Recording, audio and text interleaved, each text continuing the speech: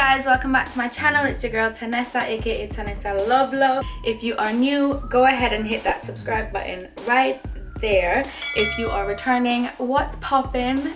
Hope everyone is good. In this video I'm just going to show you guys how I crochet these butterfly locks in my hair. I'm not the girl to do this by myself. I can't braid and I can't wrap locks, so crochet is the next best thing for me because it's easier. I set the base underneath and then just crochet the locks in my hair. So if you want to see how I achieve this bomb look, then keep watching this video. So this crochet here is from Yen's daughter. I honestly don't know if I'm saying that right, but I'll leave I'll leave the website link in the description box. But it's basically a small business here in the UK selling like locks and braids and crochet hair and stuff. So as I tried to I think I said this in my last video, as I realized that COVID has affected a lot of businesses, I'm trying to buy from more small businesses and you know, showing my support. So this is one of the locks that I got. She handmade and wrapped it herself. So this is what it looks like. I think it's a 14-inch, but all the details about the locks, how many packs I use, the color and all of that will be in the description box because I can't remember all of it off the top of my head. And I just wanted to show you an example of how to install it with the crochet hook. So you are going to need a crochet hook. This is the crochet style, you know you're going to need a hook. And basically how it works is this is the end and this is supposed to be the loop. There was a bit of struggle with the loop because it's a bit like messy, so there's no clear loop. So I kind of had to build one myself. So just where you see a natural loop in the hair is what I did. There's a loop here. My fingers through it. And this loop is how this hair is going to crochet onto your head. So you have the loop here. So the crochet needle is like this. You'll have to open, it opens and closes. You'll have to push the crochet needle through your cane row open. And then once you attach the crochet locks onto the needle, you close it, pull through your hair, and then you loop the locks. So just an example, crochet needle open. Once you've pushed it through your hair, you then hook the hair onto the needle like this. You close the needle to pull this through your cane row, and then you unhook the needle and then you loop the end of the crochet locks into the loop like that. Yeah, pull it until it gets to the root, and that's gonna be your lock. This is how it's going to be on your hair. Obviously you can tighten it more, but basically that's what I'm going to be doing throughout this entire thing. Ooh, let me sip some tea first because I know this is a process and I know it's going to take a while. So if you need to sip your tea, sis, before you get ready, let's go. So the first thing I do is separate my hair into two sections. The first part a bit thinner than the back because the front part is going to be where I try to mimic the individual's look. I do have a video on how I prepped my hair before doing this style, so how I made sure that it was moisturized enough for the look because I'll be wearing it for a long time, as well as how I stretched my hair without a blowout or blow dryer or any heat. I will link in the description box. Going in with the edge control, you want to make sure that you have as much edge control as possible to make sure that your hair lays flat when, especially in the front, make sure that your hair lays flat before you put the crochet on.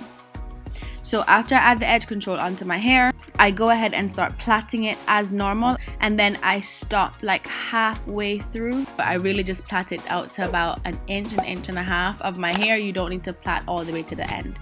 And then I take that front plait and put it into the second section and plait them into each other. So this is the reason you do not need a rubber band on your hair if you fear that it will break your hair when you remove it or if you keep it in too long.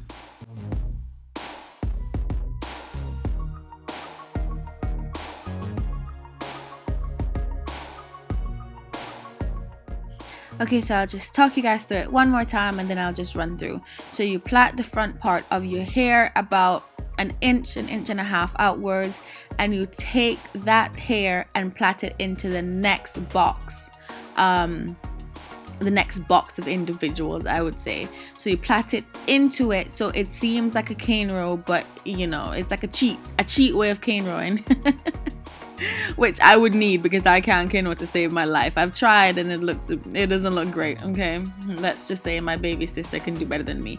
So you start to plait that front part of the hair into the second box, and once you start to braid the second box, you stop again about an inch and a half out, and then you add that second box into the third box of plaits, and that's it. And you don't have to plait this hair all the way to the end either, because you're then gonna take that and plait it into the big cane row that's going in the back.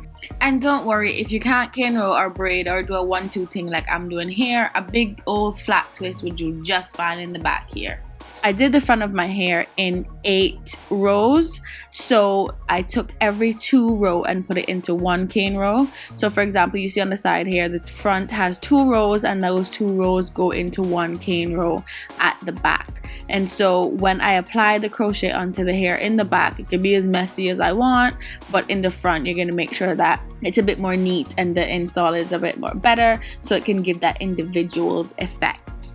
So basically that is just what I'm gonna do for the rest of my hair. Add every 2 row to 1 cane row, so I'll have 8 rows in the front as you see here. Tan-ta-dan, tan-ta-dan, tan-ta-dan, and then I will have 4 big cane rows in the back, because the party now go on back there. So the party is in the front, where you will be mimicking an individual's kind of look. And you know what? I'm not going to comment too much on the back of my head right now, okay? Let's just say that it has not grown since I was in high school. And that is where we will leave that. Don't stress about it, okay? The back of my head will be fine.